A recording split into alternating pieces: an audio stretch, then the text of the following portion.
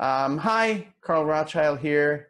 We're going to be talking about this wonderful topic of how to conduct a successful convention booth. So I'm embarrassed to tell you that I have done a lot of these.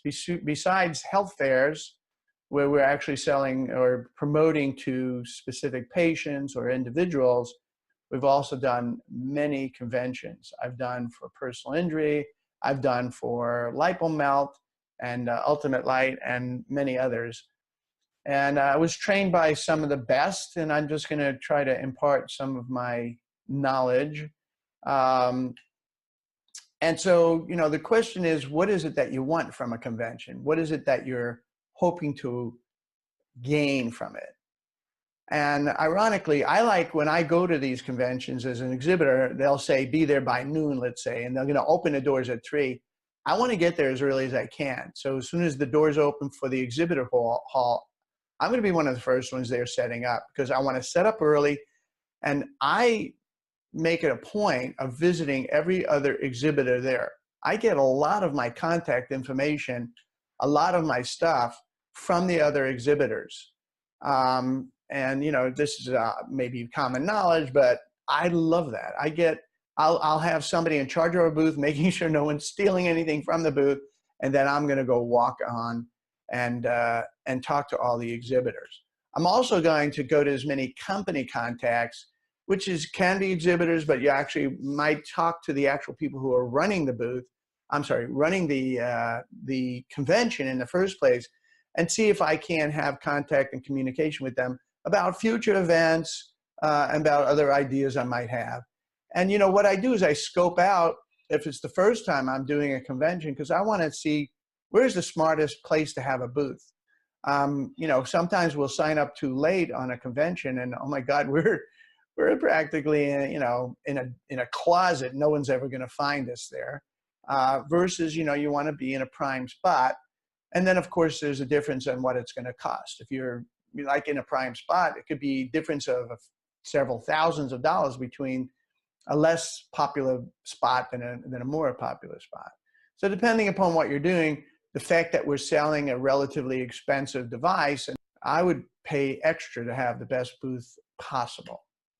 And then, of course, so my 3 goals are company contacts, the new networking opportunities, and then obviously trying to sell people on finding out more about what it is that I have to offer.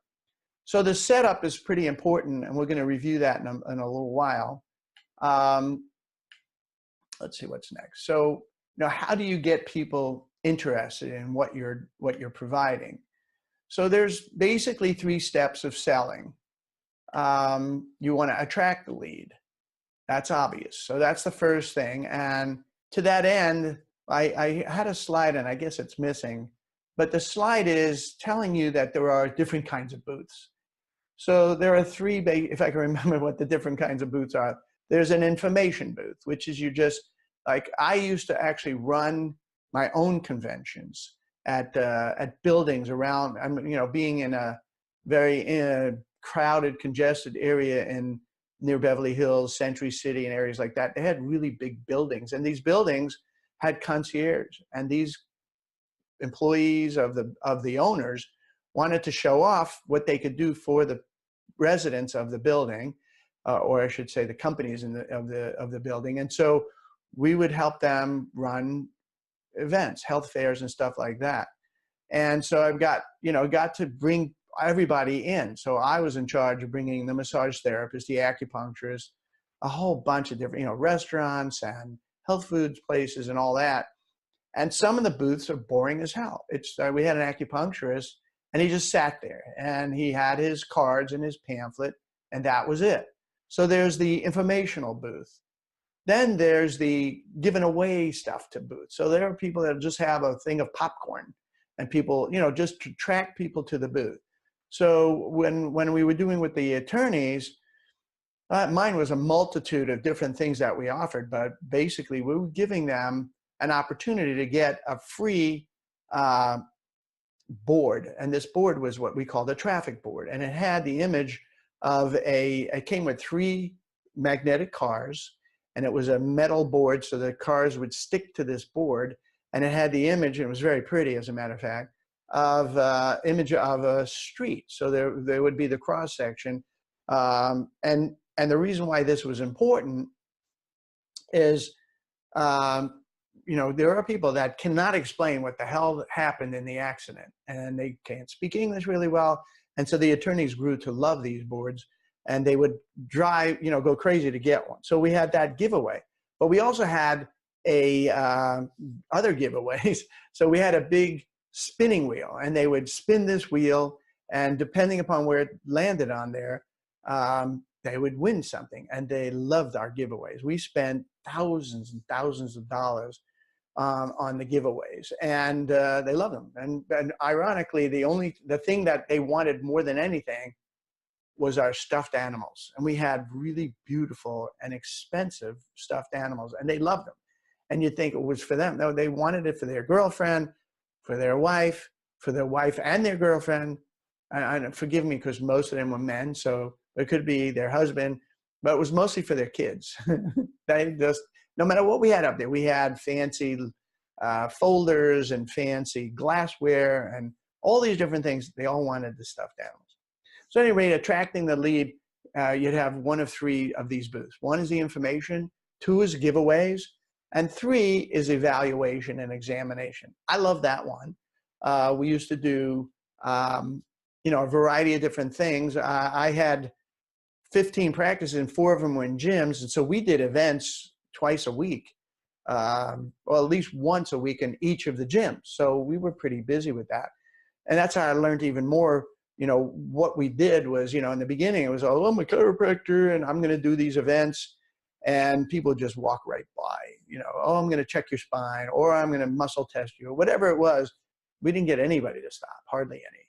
Then I came up with this great idea of body fat composition. And I'm telling you, this was before anyone else had it. The machine was extremely expensive. It was the first time that they had a portable body fat examination thing, and it was called, I can't remember what it's called, but it was wonderful. And so, and prior to this, I couldn't really get a lot of people interested. And now, before I even had the sign up, which said free body fat evaluation, and they could see that, I had a line of 20 people. And this was every time we did this. People just wanted that. And eventually the trainers started doing it and stuff, so it wasn't as popular, but later on, but that was really important. Well, guess what? We're going to do the same thing. We're going to evaluate the people, even though it's not specifically for them.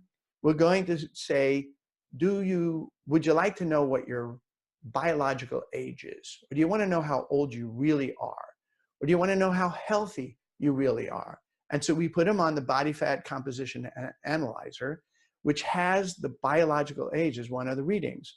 And then we just do the same thing I do with them that I would do with a patient, which is, John, this thing says you're 10 years old than you really are. That's not good, but I have good news for you. I can get you younger. Now, why am I doing this with potential buyers of our device? Is because I want them to see how easy it is for us to build a business. Because it wasn't just really to find out what their biological age is, but it was to do an evaluation, get them to stop at our booth, and you could have popcorn there too, but attracting the lead is very important. And I'm telling you, if you go to your average convention, most people will walk right by most of the booth. Maybe they'll grab a pamphlet. It's boring. They're very boring. But if you either do a giveaway, or even better, a giveaway and some kind of evaluation that might interest them, that would be very helpful. Now, after you attract the lead and now they're at your booth, you're going to want to assess the lead. And I'm going to show you the survey sheet that we get them to fill out.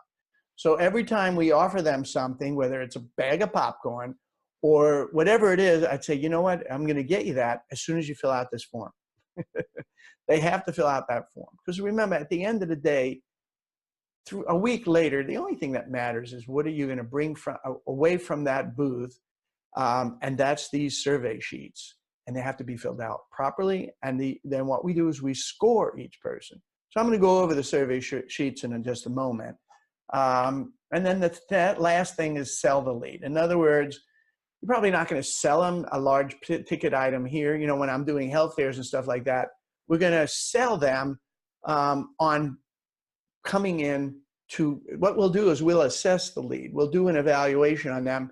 And then sometimes we've done one of two things. One, we've sell them on an exam and a whole thing. And let's say we charge $20 for a $300 evaluation. Some of our facilities also included an x-ray with it. I'm not a big fan of that, but they would sell them a large, you know, package for whatever price, let's say $25.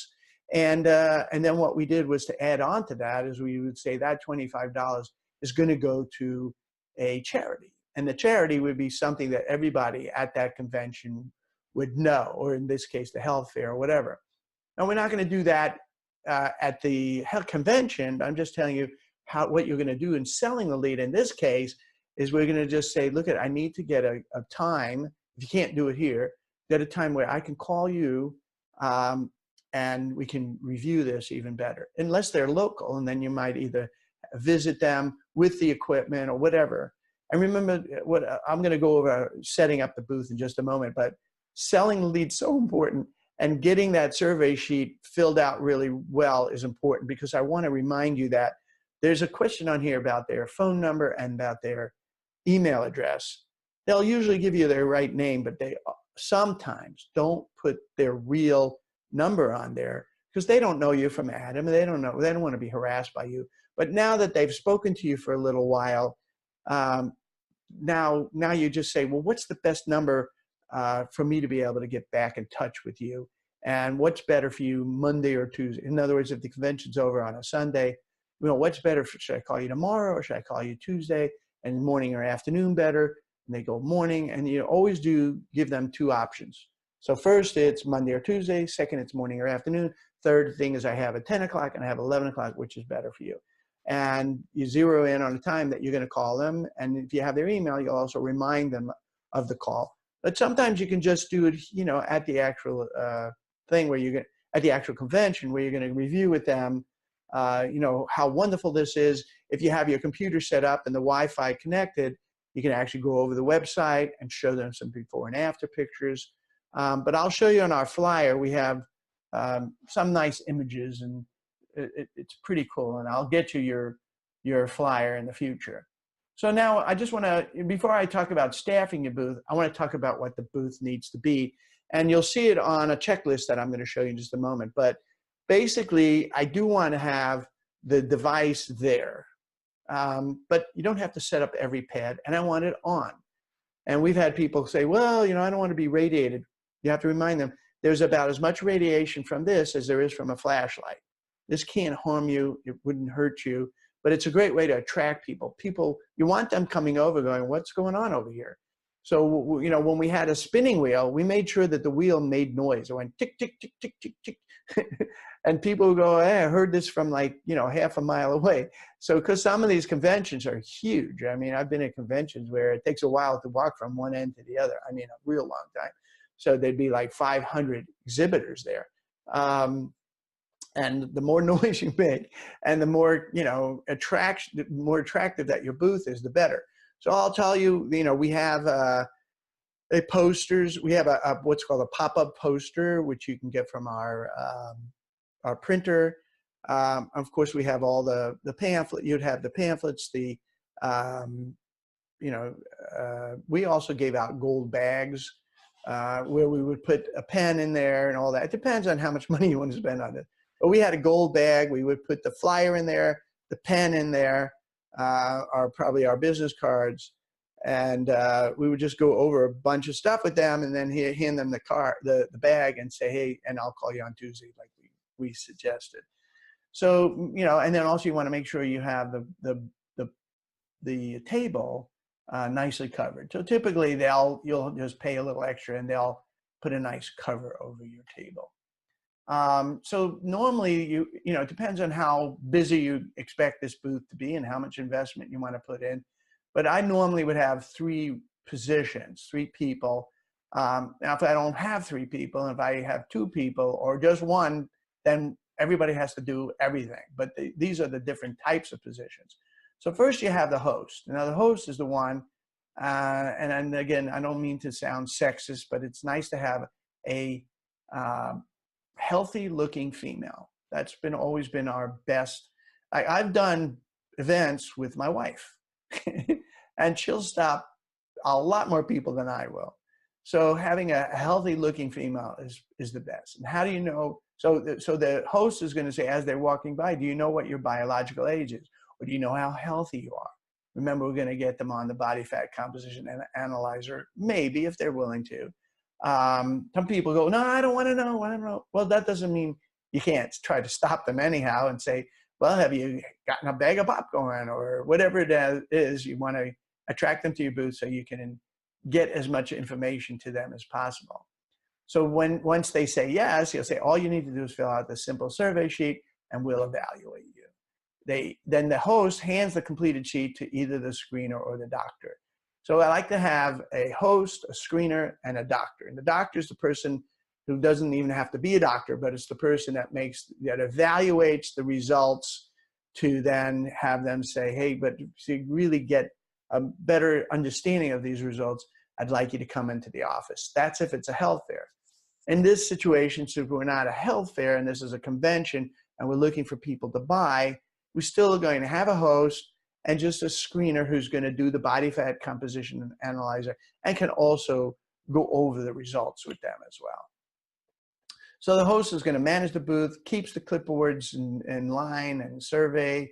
I've had an event where we did a 10K and we did 1,500 evaluations that day. And there were so many people online that they were pretty annoyed if somebody got ahead of them. So it's very important, if you have even 2 people online, that you keep the clipboards as they're filling out the form, that when they hand it, that you put it, that they're next after the person in front of them. I've had that problem. So the host is in charge of keeping the pens organized, the surveys organized, and of course, giving them the clipboard. And then you have the screener who's going to, in our case, do the body fat composition analysis, and explains that this method is one of many ways to build the business with the ultimate light. So the point is to attract the person, but not, we really don't care that much about their biological age, other than for them to see how they could use the same thing at a health fair. But also, so we attracted them, we showed them, but the essence point is showing that this is also a great marketing tool. And then we have the closer, and that's usually, it can be the doctor, it can be whoever knows what the hell they're doing, and closes the candidate, reviews the survey form, and on the survey form it says, do you offer weight loss at your clinic? And if they say yes or no, doesn't matter. I mean, one way or another, we're going to determine if they have any motivational, if we can see how motivated they might be. So the motivation has to do with a conversation I'll have with them. And me as a chiropractor, and have been doing it for a while, I can, if it's a convention of chiropractors, but even not, I can just, as a health practitioner or any kind of event, say, look, I spent so many years of my life, and being a chiropractor is work, it's physical work. I didn't have the healing capability. I did a great job. I did a great adjustment, but what was I going to do for a torn Achilles tendon? What was I going to do for a ripped rotator cuff? What was I going to do for a myriad of other issues, even rosacea and all these things? Well, we have this device here that I challenge you to find me somebody that I can't help. I challenge you to find that person that, unless they're like 10 years old. I mean, give me any person that's at least 20 years old and over, and older, I'm going to help them. If they're younger, they have injuries. If they're middle age, they've got the beginnings of arthritis, and they're got a little bit of chunky areas that they'd like to lose weight. Anyhow, so there's almost nobody that we can't help one way or the other, and who over 40 doesn't want to look younger. So, putting the face mask on and combining it with whatever other things that we like to combine it with, the results are spectacular. And so depending upon how good the closer is, someone like myself who's a little over the top motivated and passionate, I do a very good job and getting people to the next level, which is, let's take this seriously and discuss, the next step. And the next step is either a purchase, and there are three kinds of purchases. Well, there's more, but there's a test drive to purchase. There's a purchase with a 30-day money-back guarantee, and then there's just a straight purchase. And then within the purchase, there's a purchase of the ultimate light, which is somewhere between $25,000 and $30,000. And then there's the Pro 250, which is a wonderful alternative for somebody who's financially strapped. There's a company out there who's selling a lot of their lower end devices that's so inferior to our Pro 250, but it's in that price range. You can sell the Pro 250 between $16,000 and $20,000, nearly $10,000 less than the Ultimate Light, and it's far superior to any other device out there in that price range. So anyhow, so that's about staffing your booth. Now here's the checklist, and obviously you can grow this checklist or change it or cross things off, and I'll get you a copy of this in a Word document. So you have the pop-up banner. I'm not going to go over everything, but body composition analyzer, if you decide you want to do this with extra batteries, clipboards, pens, all the things that if you're going to do gold bags that we would give out with our logo on it and phone number. And then, the sample marketing materials, so they'd see the pamphlets and the things that they would get if they buy one of our devices.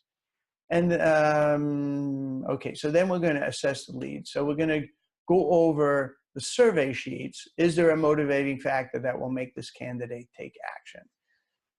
It's a little different here. This is more for a health fair, but with a potential purchase, we're still going to look over that survey sheet. So I'm going to show you what that survey sheet looks like. And you can have a very extensive survey sheet, but I wanted to have it real simple. So this one has minimal amount of information on it. But you want to know, knowing that they fill this information out, you might want to know where their city and state is, so you can just write it somewhere. And do you offer weight loss at your clinic?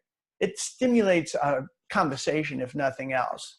And if they don't, you can go through why it would be foolish to not consider it. And if the yes, then you might want to find out what they're doing, because if they're using a device that's in a similar technology than ours, there's a good chance it's not working all that well, because ours is so far superior than anything else out there. And how do I know this? Because I've been involved in this industry for a long time, and I've had 4 devices that were inferior to the Ultimate Light. 2 of them I manufactured, and 2 of them were from other companies, and they're all not nearly as powerful. Not nearly the tissue coverage is not nearly as much as we have. So we cover a lot more of the body with a lot more power, integrated red and near infrared. So I feel confident that unless they already have our device, that we have something that will be far superior than what they currently are using. So this little box over here is where you're going to grade them, and that's A, B, and C. And we even have A911, which means that as soon as you get back, you better contact them, because they are really interested. And a person that's really interested, this is somebody that's going, I was considering another device, and they'll mention the name and you might recognize it. But, talking to you now, this sounds like another thing I want to take into consideration. Or, I've really thought about buying something like this. Now, I do have to ask you to remember to say, if they say they already have been talking to somebody in our company, then that's that other person's lead. So within our family, we don't steal from each other. And I know I don't even have to mention that, but at any rate, we put an A, B, or C here. A is, we want to get in touch with them really quickly. B is a pretty good candidate, but there are some hiccups here, like, well, they just had a snowstorm and damage to the building, and they won't be looking for a couple of months, but still somebody that we want to stay in touch with. And then there's a C. A C is someone that is not a good candidate at all. I mean, it's just, you've just decided that you don't even want to deal with this person. They're from Sweden and they're only here for 2 days, and or they're 10 years old, whatever. They're not a good candidate. So I'll also get you the copy of the Lipo Melts survey that you can And so what you do is you print out the full page, which is 2 of these, and you just have yourself or the printer cut it in the middle. And this is the flyer. It's actually pretty nice, and we'll have it personalized for you. Add Lipo Melts triple threat to your business. So Lipo Melt, as you may know, is our company, parent company. And so that Lipo Melt encompasses any of the systems that we sell, which in this case right now is the Ultimate Light and the Pro 250. And it talks about fat loss, facelift, and healing aspect, information here, and then earn additional $10,000 a month.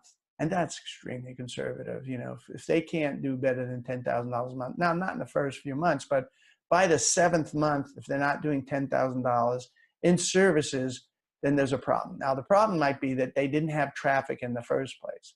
But if you're dealing with a business that already has traffic, whether it be a chiropractic office or a beauty salon or whatever, and they already have people walking through the front door, 80% of those people walking through the front door are obvious candidates for weight loss, mainly weight loss.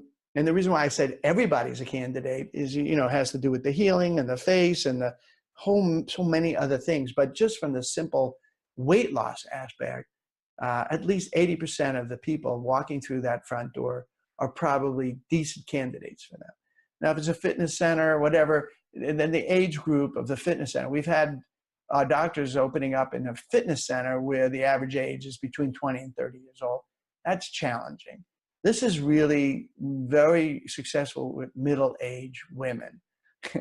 That's the age where people are really starting to look very seriously looking at the aesthetics world of alternatively, different from ours. They would be, you know, doing some kind of injections in their face, or, you know, taking significant, what I consider dangerous drugs to help them with their weight loss. At any rate, so that's our best focus candidates.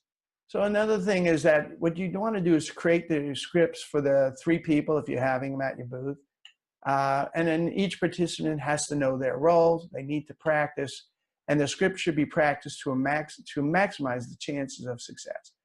So, you know, we would actually have, with my office, we would have meetings, and if we had an event coming up, which we almost always did, we would just review our scripts really quickly, because I don't want them thinking twice. You know, what they're going to say is very important, and the close is very important. You know, we always do an assumptive close. An assumptive close means that you assume that they're going to want what you have. And anyhow, so that's the assumptive close. Anyhow, thanks for watching.